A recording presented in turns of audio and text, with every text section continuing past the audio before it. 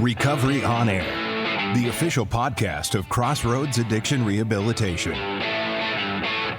Candid discussion about addiction and recovery with the people who have lived it, along with input from experts on the journey from struggle to triumph. Laugh, cry, and be inspired. And now, your host for Recovery on Air, Donna Alexander. Welcome to Recovery on Air, the show in which we work to break the stigma of addiction by talking about it. I am your host, Donna Alexander. Co-host, Justin Lawson. Welcome, Justin. I'm glad you're here with us today. Thank we you. also have as our guest in the studio today, Jon Moreno. He is an alumni from Crossroads West, and he also works with the Barbell Saves Project. Correct. Perfect. So I think what I want to hear from you first is you tell me you have a story of recovery, a little bit shaky here and there. Yeah. So we want to hear about that, please. Perfect. So my recovery or my story begins definitely growing up, experienced a lot of trauma as a kid, and when we talk about like adverse childhood experiences, and if you have experienced, 4 out of the whatever it is, like you're more predisposed to chronic health issues later on, addiction, mental health, all that kind of stuff. So dealing with that growing up obviously led into my addiction.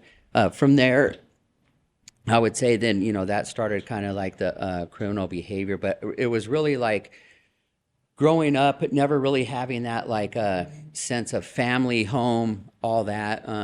So naturally, I think I gravitated towards the wrong crowd. And so that kind of became my community, my family, where I found my, these are my people, which led to crystal meth use. I think I experienced pot at an early age, probably like 13, coke, 14, 15. At 18, it was crystal meth. From there, it just grew deeper and deeper into that addiction and criminal behavior. Started, I think the first time I got arrested was 1992 or something like that, right after high school. And that just led to criminal behavior, went to prison off and on. And it was just, the same thing over and over. I would try to get clean and sober, and it just wouldn't. I'd get about like 10 months, I think, and then reality would start setting in, like all these responsibilities that I would have to do sober. And I was like, oh, can't do this. It was easier for me to go back and start using again. So then that's what I do. I could never get a year clean. And then I'd go to different rehab or different halfway house. And that continued, all through my 20s and most of my 30s.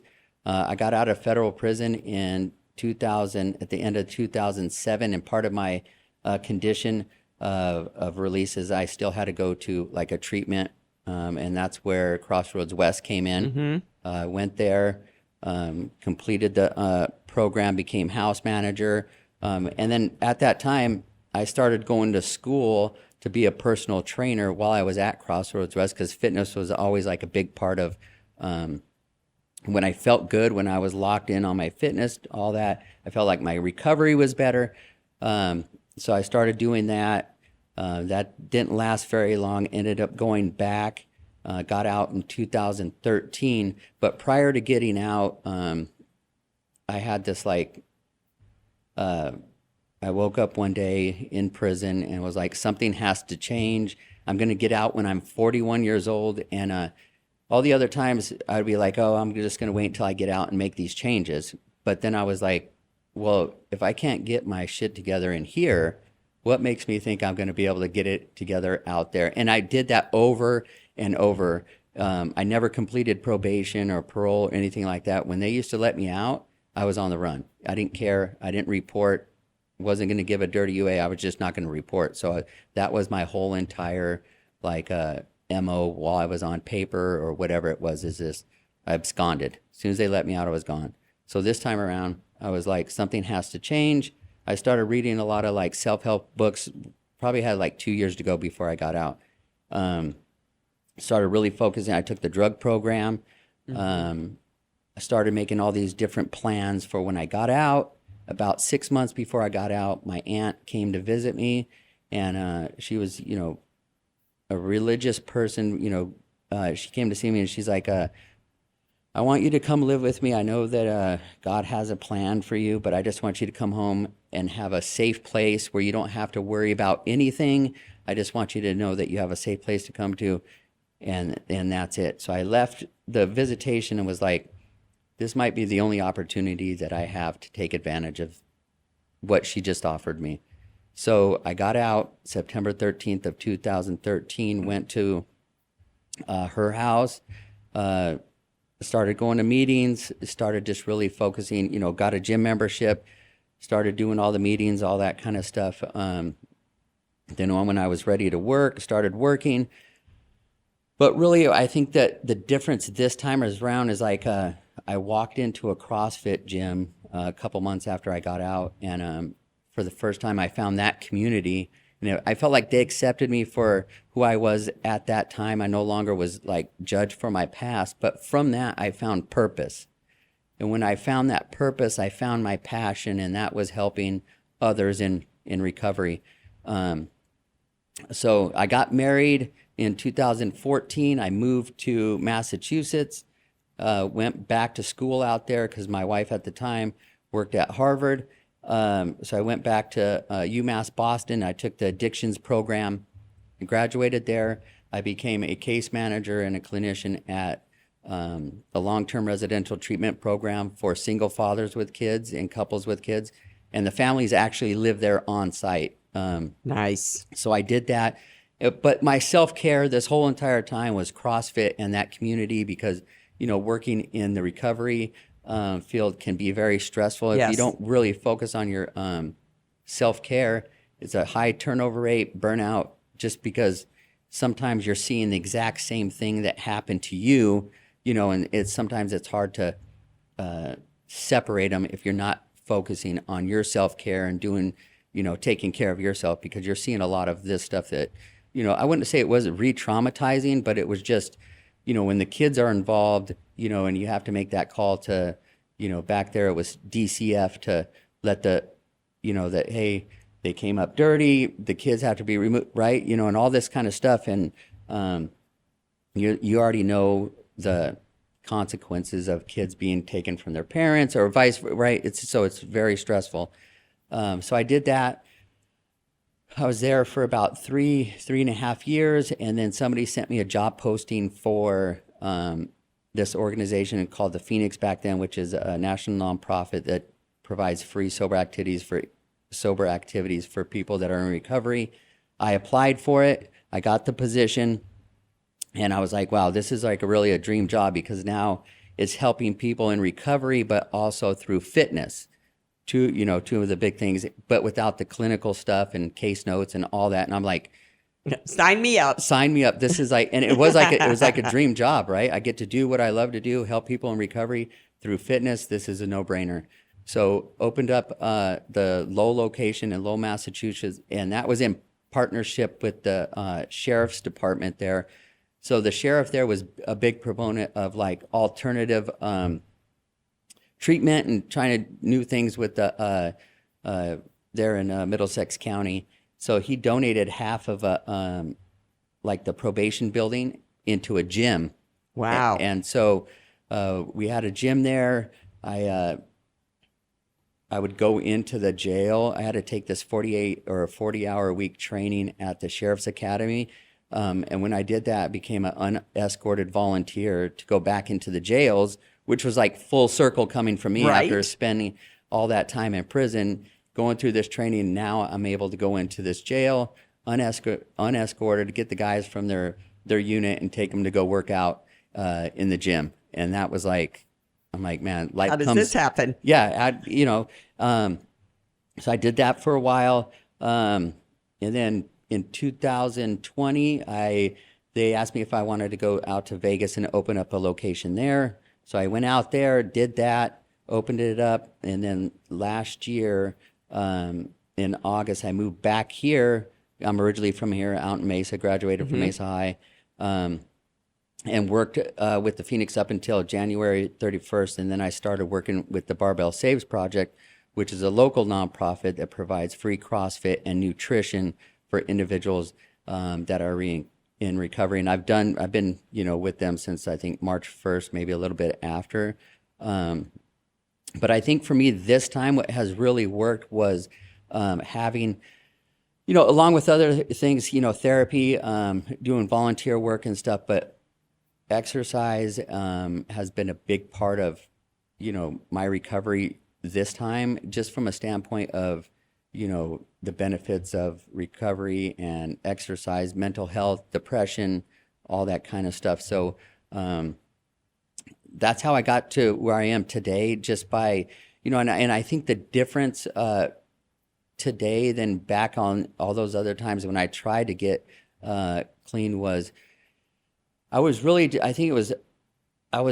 afraid of making responsible decisions, right? I wasn't confident, my self-confidence, self-esteem. So when everything got kind of like real world started to come at me and like responsible things or adulting, whatever you want to call it, it was easier for me to be like, I can't do this. I'm just going to go back to what I knew, because that's all I knew. Right. Just drugging and getting in trouble, going to prison. That's what I knew. And I wasn't scared to go back to prison, right? So it was just like the thing that was scary for me was doing the right thing, because I had never done it before. But once I started to, work on myself and persevere and start tackling some of these obstacles that had been in my way before, I'm like, oh my gosh, I just did this. And then my confidence started growing. And once that happened, the sky was the limit for me. I was like, I can do anything that I want to, as long as I put my mind to it. I get vulnerable, I ask for help. And, almost 9 years later, here I am. I'm living really the best life that I could possibly live, doing what I love to do. It's not even like having a job when you love what you do. But it's really just been from, fighting through, getting vulnerable, I say, was one of the biggest things of because I really didn't know how to live life on life's terms. And this time around, once certain, because you're always going to face those little hurdles, whether you're a convicted felon or you don't have a job history, all those things that you face when you're just like getting clean and getting into recovery, because because of our past has put us in this position. But the thing that I've learned is that no matter what, it's even for the job thing, it's you have to really sell yourself and this is what I've done. I've made some mistakes and this is what I'm doing now. And I found that most people are willing to give people second and third chances if they know that your heart's in the right place and that you're doing the right thing. So, that's just been a big part of, my recovery journey, is just fighting through those, getting vulnerable and, just keep pushing forward. So I think that when we have those of us who have these high ACEs score, which is the adverse childhood experiences. Yeah. Yes. So, because I also have that. And when it starts so young and it starts so early, and that's all so tell us a little bit about how that affected you and how you ended up in prison, and what were you doing that got you into prison? Right. I just think that from an early age, I never really felt, I was also diagnosed with back then ADHD, right? As almost everybody else was, right, too. And like I said, I'm 49 now. So back then, I think that's when it was really just coming to light. But I think that even, everybody in my family didn't really know how to handle me. It was more of a behavioral problem, right? Oh, this kid's crazy, right? Right. And it's really, and they, maybe, and I'm not trying to give my parents an excuse, but I don't think they really knew how to deal with, I don't think anybody did. And at so that time. it was a behavior problem.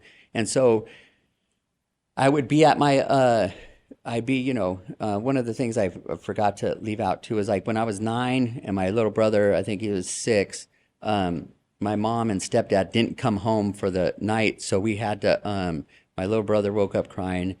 The cops came, removed us, took us to a child crisis center until my dad and stepmom picked us up. But that was another traumatic event, Absolutely. right? So as a kid, you're wondering, like, why doesn't my mom love me, or why did she Right. leave? And that develops into other problems of insecurities, relationships issues that all came out, later on in my life. Right. So once we went to go live with my dad, then my dad couldn't handle me. I'd go back to my mom, I'd go back to my dad's, or I'd go to my aunt's, go to my grandma's. So I never really felt like this had a true home, right? Which, so that was like a behavior, or they thought it was a, behavior problem, but it was like, I just felt like I never fit in, even with my family or friends or anything like that. As I got older, I mean, I was pretty good at sports and athletics and stuff like that. And I actually felt like the happiest time when I was a kid and, through junior high and high school was when I was playing sports, and they were team sports. So if you look at it from that perspective, that was kind of like my family. When I was Right. on those team sports, I felt like that's where my connection was and that's where I belonged. But once that was taken away from me, it really became about the people that I was using with, became my community, my people. The meth using, started doing that, started getting into fraud, doing all that kind of stuff. That's how my incarceration began with forgeries, stuff like that. Federal sentence was bank fraud, mail theft, and aiding and abetting. But from there, like I said, there was a lot of physical abuse too growing up. Right. My dad was, physically abusive. There was, he was like a rager. My stepdad was like that. My mom was an alcoholic. So seeing all those things, and like we were talking about the adverse childhood experiences, once you hit a certain, number of those, you're already kind of predisposed to, the long term Danger. Yeah. So, and that's where it began, even with relationships, it was like I was a jealous type. I always thought, I wasn't good enough. You saw all these effects coming out later on in relationships and so forth. But I think that understanding, and this time around, was really through therapy, was going back and filling those gaps, right? That I had missed as a kid, because, that's one of the reasons why I would use is to fill those voids, right, that I didn't get. And I know that this time around, that if I didn't go back and work on that past childhood trauma and stuff, that there would probably be a good chance that I would go back and relapse if I didn't. So I really focused on changing from within, right? I wanted my outsides to match my insides, because before it would be just I dressed nice, everything looked good from the outside, but inside I was just a mess. But this time around, I wanted everything to, the insides to match my outsides, and try to become that as whole as I can be. I still go to therapy. I still love therapy, right? I think that when we get to the point where we don't need therapy, we're in trouble. Right. Right. So that's, a big part of, my recovery today is, continuing to, learn new ways to deal with things, finding, there's always something to work on for me. So. Right. I agree with you on that. And, one of the things that I found is working with a sponsor and Right. working the 12 steps too, being very engrossed in that and continuing to do that kind of stuff. Because for me, sometimes that's my own form of therapy, although I do have a therapist too, because I'm batshit crazy. I'm okay with that. So now that you're in with the Barbells Project, so tell us a little bit more about how that works, and also how people can get a hold of you guys. Yeah, so like I was saying before, we're a local nonprofit. We have our own space on, it's actually 2806 West Cactus Road in Phoenix, right off the I-17 and Cactus, 7,000 square foot brand new gym. We provide free CrossFit and nutrition for anybody that's in recovery. The only requirement He has 48 hours of continuous sobriety. Oh, wow. But Okay. we have great coaches. We have most of our coaches are in recovery, and it's free for anybody that's in recovery, and it's for all fitness levels. I know you had a bad experience, but it really is. No matter where you're at on your fitness journey, if you've never worked out or if you've just barely beginning, our coaches can scale the workout. If somebody is a little bit more advanced, or they can scale the workouts down to meet everybody where they're at on their physical or on their fitness jersey. So I will tell you that when I was there, part of what I really liked about it was, if I'm not mistaken, we opened the workout with the Serenity Prayer. And then at the end of it, we talked a little bit. Like, I think we did, like, one day was fears.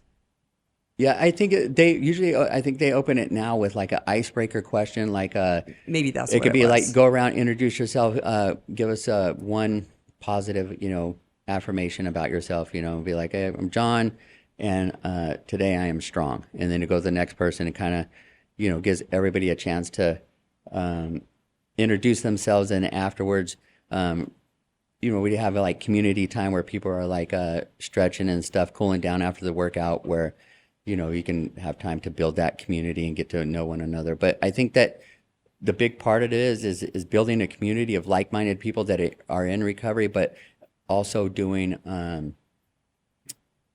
healthy things, like working out, which leads to, and I think that once you build that community, is you start to see it transfer outside of the gym. Even with like, say Justin comes in and he hits his personal best on a deadlift, right? And he takes that confidence out of the gym.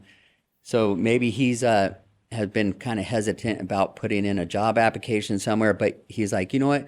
If I just hit that PR on my deadlift, I can go in there and put this application in, or I can go to therapy next time and start working on some of these barriers that I've been like holding back on. But you can see it transform in other areas of somebody's life other than just the getting strong, right? I think that when we feel good about ourselves, our recovery is stronger. That means like the chances of relapse go down. But you also see it translating over, in other areas of people's lives. No, absolutely. That confidence builder, confidence in so many other things other than just physically, building that internal confidence. I remember in 2018 when Rob had brought that program over and told me what you guys had going on. I was like, wow, this is a great thing. It can be so challenging to dealing with your substance abuse issues and then integrating back into society, into the community. And that's a great place at Barbell Saves, is to be able to go into that community and be surrounded with other people, like-minded individuals, people that have something you want, that have been through the struggles that you've been through and are in recovery too. And I just think it's amazing, because that's one of the biggest challenges. Okay, I'm sober now. I completed residential treatment. What do I do now? Going to all the meetings isn't for everything, or this thing isn't for everybody, but for those that are into the fitness, they can go over there and be engaged with people that have common backgrounds as they do and are focusing on the same things towards recovery. I just think it's an amazing program. I think it's just awesome to be able to go out there and just feel right at home when you get there, Yeah. And I think too that like one of the other things too is like a gym membership to CrossFit or some of these other fitness companies or whatever. The barrier can be that like when you're just getting into recovery is like you don't really have money for these memberships. Right. So we try to remove those barriers, and that's why it's free for anybody that's in recovery. Again, that 48 hours. But I think that, exercise is one of the most underutilized prescriptions for mental health and depression, and it's free, right? And I think that when we start, whether it's working out at Barbell Saves or just walking or doing something, but I think there's so many benefits to it that, especially for people that are in recovery, right? Because it's like you're healing your body from the years of using, right? You're doing a lot of good things. And then from there, it's like you start feeling good, like physically, right? And then you're like, okay, now you kind of start watching, what you eat and stuff like that. And it becomes, and then people pretty soon are like, they really, like for me, I've done so much bad to my body, from using and, IV drug user, all that kind of stuff and now it's just like, I want to keep living forever. So I want to like, and if I was willing to put all that bad stuff into my body, right? And today I want to try to put as much good, and that's not just like nutritionally, right? But I want to try to put as much good information into my body, into my soul and all that, because I feel like, it's going to just make me a better person. So I have a couple of questions, actually. The first one being, nutritionally, what do you think is the thing that most people in recovery and they're starting on this journey lack? Like water, vitamins, I think protein. Or maybe it's just not enough education around how to make healthy choices, right? I think that it's, it's easy just to go into a store, right, and just grab what you see first, which is probably going to be chips and processed foods and stuff. And, because it's all positioned in the store for a reason. Like absolutely, it's all there at the checkout, with all the sodas and all that. But I think it just starts with the basics of like, try to eat as much whole food as possible and less processed, and not try to overcomplicate it. But again, like you were saying, water is like a big thing. Like, make sure you stay hydrated and all that. And definitely you don't want to put too much on somebody's plate in early recovery, right? Because they got a lot of stuff going on already. So you want to kind of keep it, simple. So, they're not trying to worry about too much about like the nutrition part. Maybe if they've had an eating disorder right before. Right. So you don't want to get too complicated into it. It's just, maybe some, general information on just, the basic, make healthier food decisions and stuff. Less fast food, right? Or if you are, let's say like, what are some of the more healthy-ish fast food type places that you could go to instead? Or maybe it's a salad or a grilled chicken sandwich instead of a burger with everything. So it's those kind of things that you can start off small and then eventually work up to be like a little bit more in depth in the nutrition piece. Well, this brings back to a lot of things. The first couple times I try to get sober is always, okay, get sober. I'm coming in malnourished. I need to start going to the gym and get physically in shape so I can look and feel good. And I would never attack the emotional sobriety or, my financial amends or the amends, anything else. It was always get healthy, go get a job, feel good, look good, and go on about my life and do it. And I would fail every time because I would put my sobriety or my physical health would be my number one thing in sobriety. It wasn't a higher power. It wasn't working a program or anything. And I would fail and I would fail. This time when I got out, I really focused on working my program, working with the sponsor, working with others, and then integrated my health into it, my physical health into it later down the road.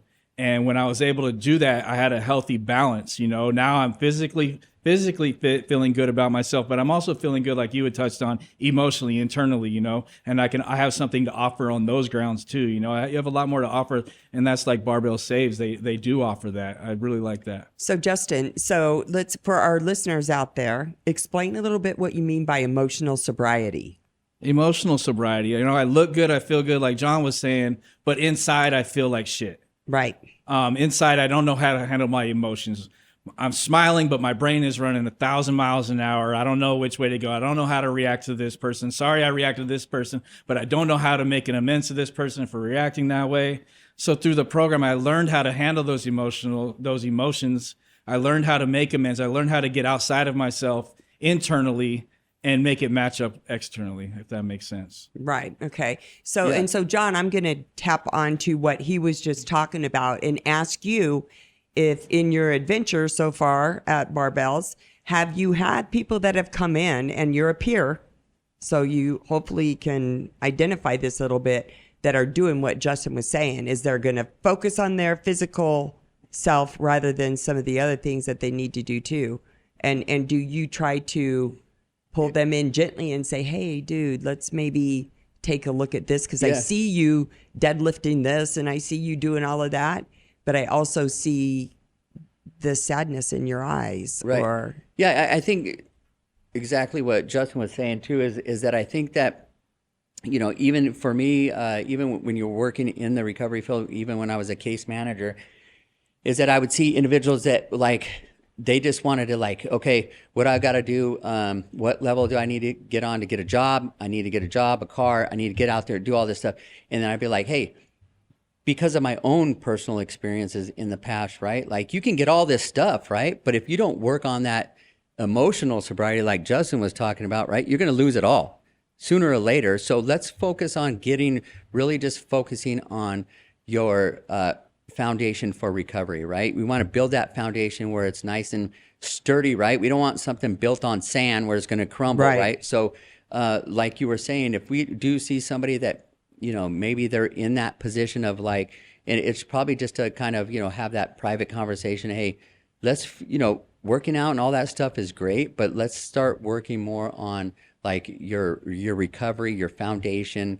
Let's get that more settled in, because if you don't have that settled in, right, like that foundation is going to be kind of shaky. But if somebody's like that, it's just having a private conversation with them and say, hey, maybe it's dial it back a little bit, and let's really focus on your recovery and be, making sure that your insides are going to start matching the outsides.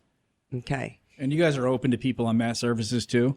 Oh yeah. Absolutely. We actually have where we're located is right next to CMS.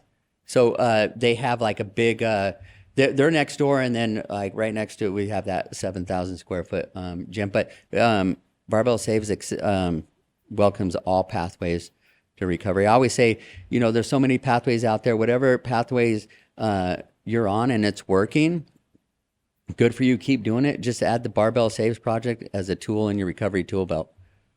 That's great. I'm thinking about it. I have to make sure that I know when you're there. You have an open house this Saturday at 9:30.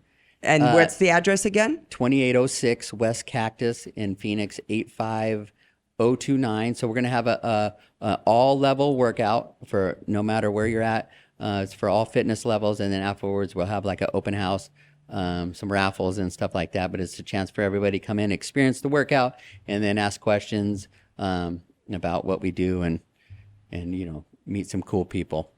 So Justin, you said that they came to you with this program that they're doing. So is that what you're doing? Is you're going to some of the different treatment centers and trying to let other people know about your program? Yeah, partnering with them. Like we did a outreach at Pure Heart Crossroads with Sammy. Yes. She came to visit the gym, and then me and Rob went over there for outreach. So they want to start referring, because they can, once they're done with the IOP, right, we want to be able to have that warm handoff to like, hey, introduce us to That's a great idea. Barbell Saves, so they can continue to do what they've done up to that point. Because I think a lot of us know that some people, when they start to, digress, or is because they stop doing what they're doing in IOP or whatever. They just think, okay, now that it's over, I'm going to stop doing everything that I've been doing. This way they can continue to keep, whether, they're working out over there at the Pure Heart gym. Once they leave the IOP, they can now start coming to Barbell Saves Project. And then I was just over at West a couple weeks ago at the house meeting on a Sunday to talk to all the guys there. And I think we're going to start going to Crossroads West a couple times a week, actually bringing workout classes to them. And hopefully some other Crossroads facilities, we can start doing that as well. That would be amazing. So what Jon's referring to we have Crossroads at Pure Heart. They have a gym. They have an all-encompassing intensive outpatient program there that does have some trauma stuff too. So if you want to find out more about Crossroads and what we're doing, and especially even Pure Heart, then give us a call at 602-263-5242 and look things up on our website at thecrossroadsinc.org. And Justin, I bet you're hoping that they get all the way over to the east side to our Red Mountain facility. Yeah, right when Rob had brought that over, I was like excited about it, and then I got moved to the east side, and I was like, oh, wow. And I've made it over there once. I've checked out their facility. It's great. Hopefully they do get over on the east side. Jon was talking about Gilbert sometime. You guys have something going on over there? Yeah, we have we did a fundraiser workout at CrossFit Perception, and so they might start hosting some Barbell Saves classes out there. Just to meet the needs of people out there that are out there in Right. the East Valley that can't make it all the way out there to I-17 and Cactus. That he might start opening up his space a couple hours a week to host some Barbell Saves classes. I think that I actually went to the facility before you opened that one, because that one's not been open very long, has it? No, not probably like 8 months. Yeah, so I went to the one before that. Oh, so, you probably went to CrossFit. At the time was CrossFit Uru. It's called Hammer now, but that was on Peoria and Yes. 24. Okay. Yes. So you went to the CrossFit gym. I went there, and that was I think it was pre-COVID or right after COVID started. So 2020. Okay.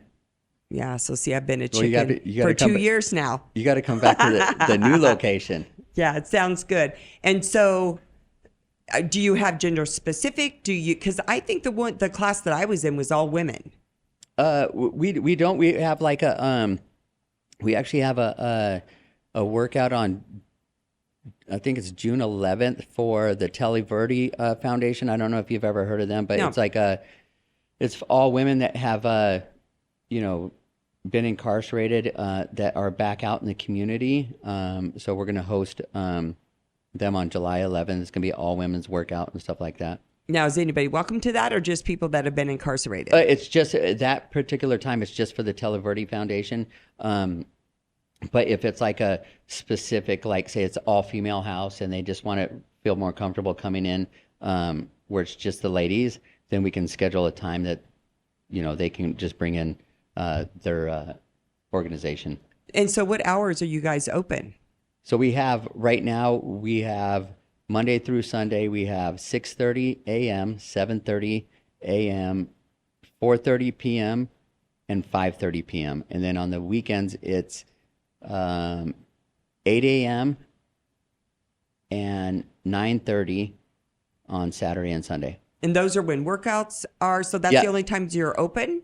Yeah, and then we have during the week, those other times we have some partnerships that come in and bring in their clients and stuff like that. So it's basically closed to the public, except for those times you just said. Yeah, and we'll be opening up some more class times, but for right now, those are just the open to the public times. And I bet you have a website where they can find out what those times are, because they probably were not writing them down. Yeah, the barbellsavesproject.org. You can also find us on Facebook at the Barbell Saves Project, as well as on Instagram, the Barbell Saves Project. So a little bit more about your story. So are you an only child? No, I'm the oldest out of 7. Oh, wow. Snap. And so did most But of you I guys? got half brothers and half sisters too. We have the same dad, but different moms. Okay. So did you guys all grow up together? Did you get separated? I know that you said you and one sister. Brother. So it was just me and my brother, Michael, and then my dad remarried, had Lisa and Aaron, and then Stephanie and Andrew and Hondo. Different, that was my dad's crazy stuff going on when I was a kid. But no, we never really grew up all in the same house. It was at different times, different, especially for me, I was all over the place. I was from, living with my aunt to my grandma, back to my dad's to my mom's. So I was all over the place. So did you finish high school? No, GED. Yep. In prison? GED, yeah. Yeah. See, there is some good things that come out of that prison thing.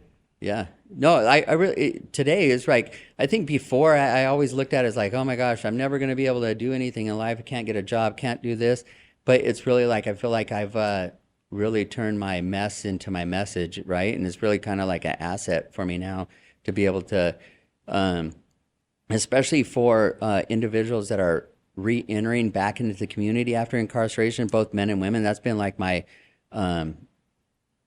really where my passion is. Last week I went and did a presentation at the federal, for the federal probation staff. Nice. And I saw my old federal PO, and it was kind of emotional for me because she was actually a big part of where I am today, because she was probably the first PO where I thought she really does care about, seeing me get off this paper and stuff like that. And I remember her telling me listen, you've never made it off, paper in your life or anything like that. So as long as you're honest with me and you do the work that I ask you to do, we're not going to have any problems. And she kept her word, and What's her first name? Kelly. Kelly, yeah. Yep. Yeah, I know Kelly. Hats off to the probation officers out there. Dude, they really right? do care. Yeah.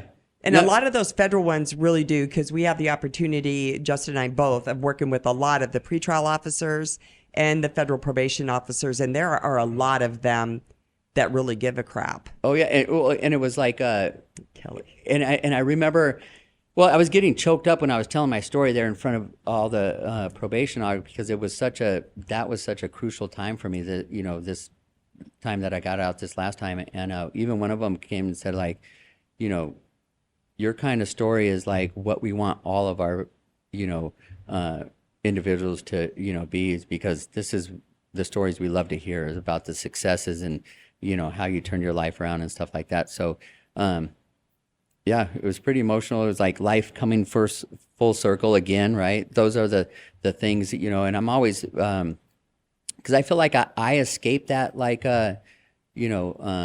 haunted house, Right. of incarceration, right? And it's like, I feel like it's an obligation to go back and try to do what I can to help others that are re-entering back into the community. And when I even lived in Massachusetts, I volunteered every Tuesday to go back into the state prison there to do a men's re-entry group, and just to talk about the mindset of, like, when you get out to, like, you're going to face these different barriers and, like, hurdles, but, like, don't let that stop you from pursuing a better life, right? It might take you a while to find, housing or a job or whatever, Right. but if you don't want to go back to that lifestyle, then you're going to do whatever you can to change. And, if I can do it, anybody can do it, Trust the process. Right, Right. absolutely.